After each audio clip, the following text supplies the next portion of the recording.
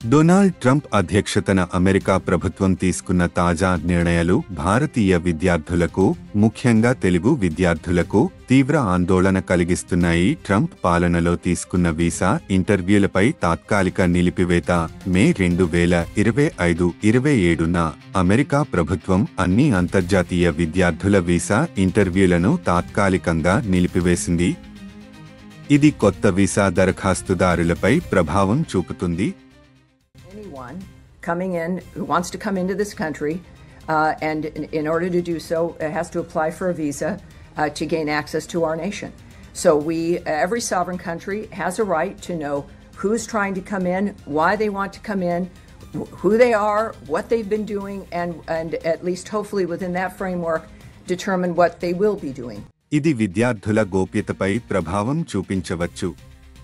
Harvard యూనివర్సిటీకి అంతర్జాతీయ విద్యార్థులను నమోదు చేసే అనుమతిని రద్దు చేయాలని ట్రంప్ ప్రభుత్వం యత్నించింది. అయితే కోర్టు ఈ నిర్ణయాన్ని తాత్కాలికంగా నిలిపివేసింది.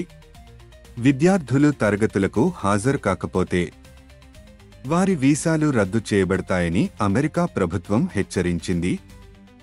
భారతీయ విద్యార్థులపై అనధికారిక ఉద్యోగాలపై కఠిన చర్యల భయంతో అనేక భారతీయ విద్యార్థులు తమ పార్ట్ టైం ఉద్యోగాలను వదిలిపెడుతున్నారు. ఈ విధానాలు భారతీయ విద్యార్థుల్లో అమెరికాలో విద్యాభ్యాసం చేయాలనే ఆశలను తగ్గిస్తున్నాయి.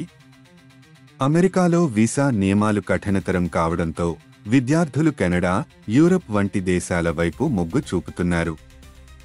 అమెరికాలో పరిస్థితులు అనిశ్చితంగా ఉంటే ఇతర దేశాల్లో ఉన్న విద్యా అవకాశాలను పరిశీలించండి. ఈ మార్పులు భారతీయ విద్యార్థులకు, ముఖ్యంగా తెలుగు విద్యార్థులకు అమెరికాలో విద్యాభ్యాసం చేయాలనే ఆశలను ప్రభావితం చేస్తున్నాయి. కాబట్టి ముందస్తుగా సన్నద్ధం కావడం, సరైన సమాచారాన్ని పొందడం మరియు అవసరమైన చర్యలు తీసుకోవడం ముఖ్యం.